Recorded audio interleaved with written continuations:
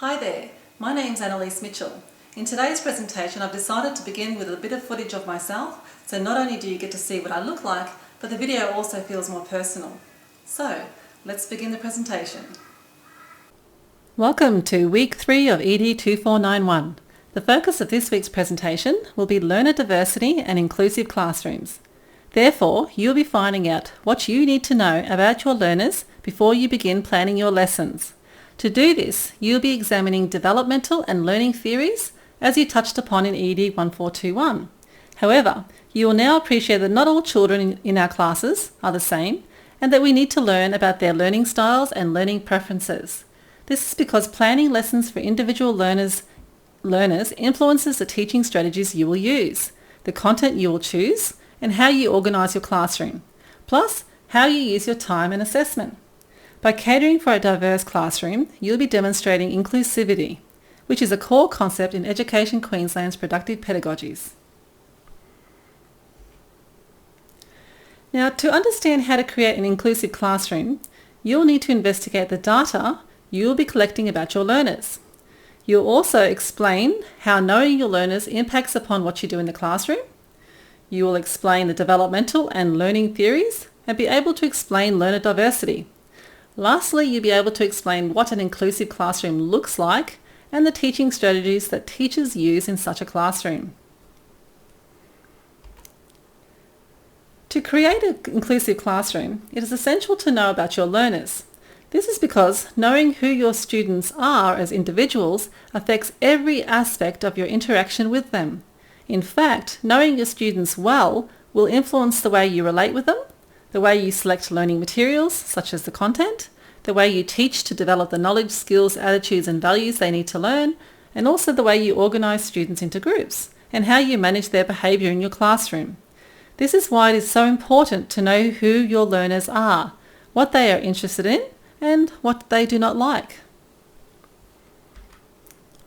To get a better understanding of how learners learn, there have been many theories developed in education. The three main theories are Behaviourism, Constructivism, and Cognitivism. Now this week we'll be looking briefly at the first two. Although these theories have been in development for decades, particularly the former, what is essential to know is that each theory has its strengths and weaknesses.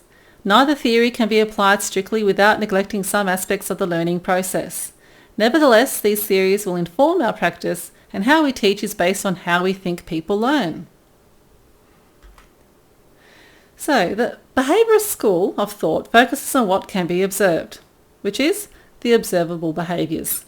However, the theory is lacking as it does not tell us anything about what is going on inside our heads or those of our students.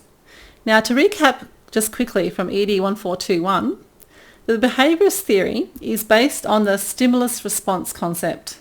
The notion that to get a behaviour from a student, you need to use reinforcements, rewards and punishments. I can imagine that each of you will be probably remember many times during your schooling and in your home life when this learning strategy was used, kind of like a carrot and stick approach. It certainly does get results, but cannot be used all the time. So, how does behaviourism look in the classroom? Well, many teachers, in their attempts to have their students enjoy what they are learning, have used extrinsic incentives to learn, such as giving stickers or lollies, or allowing extra playtime. A teacher utilising a behaviourist teaching tactic will question their students, for example, through the use of a stimulus, such as a question. The students may answer, so they will respond, and then the teacher will react, reinforce a desired action of some type, may even say very good, and that would be a reinforcement. You may know this tactic as the IRE method, where the teacher initiates, the student responds, and then the teacher evaluates. Very good. This pattern of interaction has been used for centuries and is still a primary method of teaching. There's also the drill and rote learning, or drill and practice, is also based on behaviourist principles. As I said earlier, the behaviourist strategies we have outlined still have their place in the classroom and are even necessary for some knowledge and skill acquisition. So, in contrast to behaviourism, there is Constructivism, which focuses on the way we make meaning through constructing our meaning rather than being passive recipients. The theory outlines how learners actively construct, or instead of using the word construct, you can use the word build. It kind of means the same thing. They actively construct their own meaning through guided discovery, such as from a teacher or a learned other.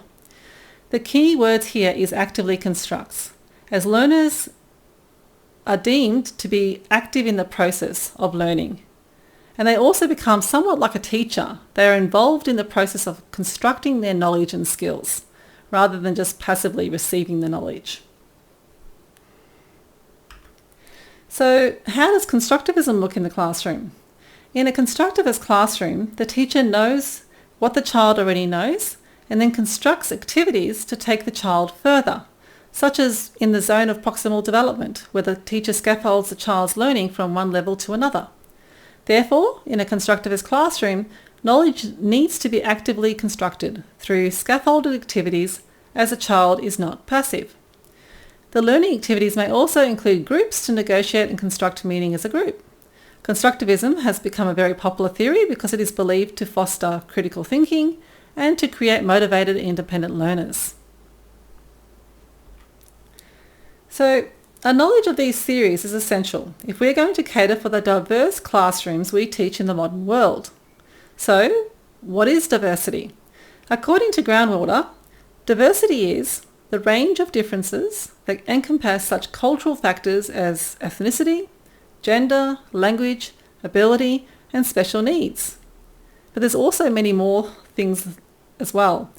Education Queensland sees this difference and diversity as a positive resource in the classroom and something to be embraced, which indeed this is very important, as the modern classroom has students from a range of interests, behaviours, backgrounds, knowledge, and several other factors. There are so many differences that an effective teacher in the 21st century needs to be cognizant of all these factors to ensure that they're trying to be as inclusive as possible in the classroom.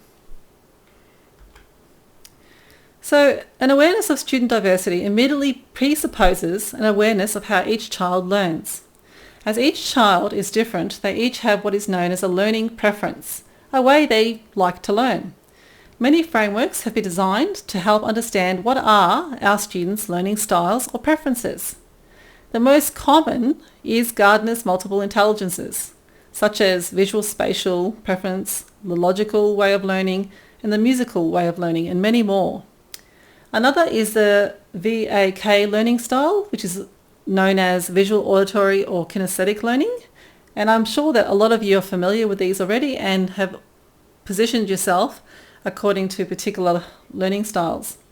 Although it is great to know all these learning preferences, a strict adherence to these can limit your potential and your students, as it can become your frame of reference and you neglect other potentials that you may have and that your students may have. So it's just important to be aware that it can be limiting if it's too strictly applied. So to encourage real-world engagement with the ideas in this subject, it is important to reflect on your own experience of being a student as a young child. You need to think of a time during your own schooling when, for whatever reason, you felt like you were different from the rest of your class or from most of the class.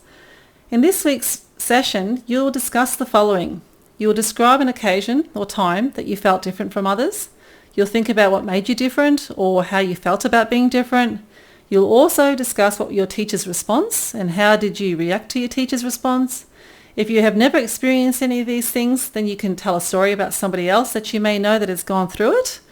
But finally, in this week's discussion, you are asked to also think about the purpose of these questions. Why are these questions being asked? That's very crucial to also understand. And in this week's personal journal, you are encouraged to reflect on your perception of learner diversity and inclusive classrooms. As this is a major initiative by governments around the world, not only in Australia, you are asked to express what are your views on learner diversity and what do you believe are challenging groups to teach and why. Lastly, you are asked to reflect on what has been your experience with parent-teacher evenings. This is interesting as it is during and after these discussions with parents that you will reflect on meeting a child's needs.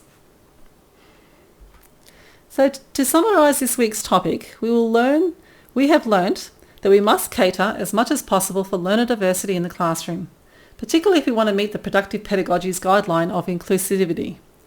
We have also learnt that there are multiple theories on learning and that learning styles or preferences are good to know but not to be relied upon. All in all, we now understand that an effective teacher knows their learners and designs interactions that help them learn.